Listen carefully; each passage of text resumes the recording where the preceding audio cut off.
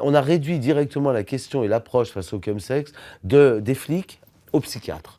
Exclure les gens, les stigmatiser, en faire soit des délinquants, soit des malades de psychiatrie, c'est pas ça qui fait que les gens prennent soin de leur santé. Chemsex. Chemsex. Non. Chemsex. L'origine du chemsex. Le chemsex dont on parle beaucoup ces derniers jours, trop de drogue, trop de sexe, trop d'alcool. Ouais, on a beaucoup entendu parler du chemsex depuis quelques mois, parfois dans des termes catastrophiques, sensationnalistes, réducteurs, et surtout en oubliant complètement les besoins des usagers et le travail de réduction des risques ou le travail de prévention que des associations comme Aide peuvent faire au quotidien. Le chemsex, c'est la contraction de chemical, chimique, drogue et sexe. Donc littéralement, usage de drogue et sexe. On achète des produits, on les achète et on les consomme pour avoir des relations sexuelles, avec beaucoup plus de performance, beaucoup plus d'endurance, pour laisser exploser ses fantasmes. Le plus de drogue possible à ce moment-là. La drogue du violeur, ça, Ouais, on en appelait fait- comme en ça. Ne lisez pas tout et n'écoutez pas tout sur les drogues qui sont consommées dans le cadre du chemsex. Ce sont systématiquement les mêmes produits, majoritairement des psychostimulants. Lui, en gros, il y en a 3 ou 4, dont la 3-MMC. Après ça va être la cocaïne. Et puis, vous avez beaucoup de GHB, GBL, qui est un dépresseur, mais qui est utilisé aussi dans le chemsex. Ce sont des drogues qui sont pathogènes et antactogènes. On a envie d'être avec les autres, on a envie de toucher, on a envie d'être touché. On n'est pas fatigué, on est dans une position où on se sent comme un surhomme. On a la libido qui explose, la performance, la désinhibition. Moi, ce qui m'a amené au chemsex, j'ai été sollicité par des clients à l'époque à consommer des drogues avec eux dans le cadre de mon job d'escorting en fait.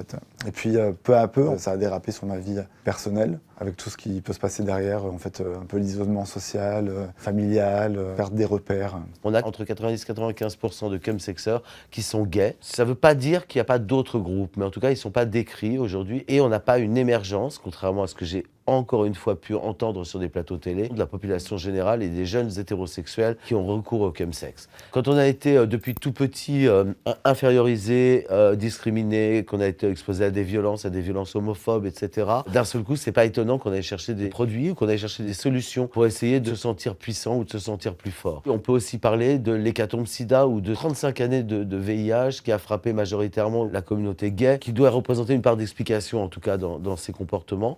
Et puis après, c'est communautaire. La sexualité, c'est le seul truc qu'on n'a jamais enlevé aux gays, finalement, puisque tout le reste nous était interdit. Et le chemsex, c'est une manière de sociabiliser, c'est une manière de ne plus être seul. C'est un sentiment d'appartenance à un groupe. La couverture médiatique du chemsex ou la couverture politique du chemsex est sécuritaire. La drogue, c'est mal. Il faut poursuivre les usagers parce que les usagers sont des délinquants.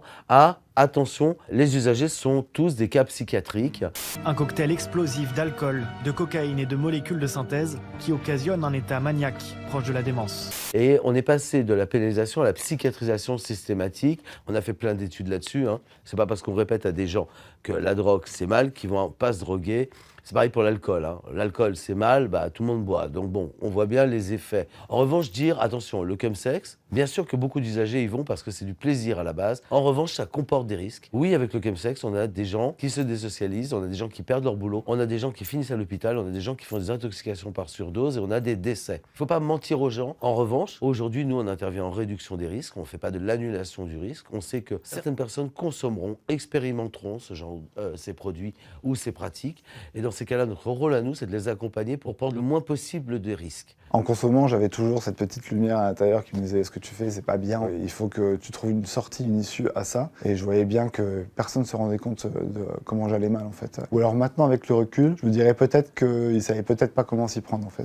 Je pense que c'est important de savoir que les personnes ne sont pas seules, qu'elles peuvent être accompagnées, que c'est pas une fatalité, qu'il y a quelque chose quand même derrière, que c'est possible de reprendre une vie normale, de reprendre aussi une sexualité normale. Parce que je sais que ça peut être très très difficile à entendre pour des consommateurs actuellement de se dire comment je vais faire. Parce que moi je vois pas ma vie sans sexe après derrière. Et effectivement ça a été un combat au début. Et au jour d'aujourd'hui vraiment je n'ai plus du tout envie. Et j'éprouve même un certain dégoût en fait par rapport à la drogue. Donc je sais que maintenant entre guillemets je suis gay.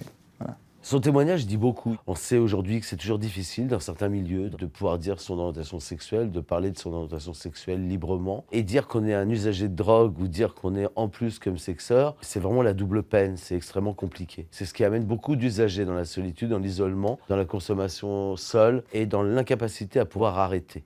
Il dit aussi que ces produits sont extrêmement addictifs. Tout le monde ne tombe pas dans une addiction face au chemsex, mais malheureusement, il y en a quand même un certain nombre qui plongent. Moi, si je suis là aujourd'hui, c'est pour dire aux gens, si vous avez des problèmes par rapport à vos consommations, si vous vous sentez complètement perdu, si vous consommez non-stop et que vous prenez des risques déjà pour votre santé, pour votre vie sociale, votre vie affective, votre vie professionnelle, allez consulter, allez voir quelqu'un. Allez voir une asso de RDR, une asso communautaire. Venez nous voir et venez parler de vos consommations sans être jugé, parce que c'est déjà un premier pas. Et moi, ce que je pourrais dire aux chemsexers, c'est de ne pas rester seul, d'en parler. Il y a des gens qui sont là pour ça, en fait. Ça ouvre une porte, en fait, vers quelque chose de mieux. Et c'est possible, la preuve, je suis là aujourd'hui pour en parler. Il y a de l'espoir.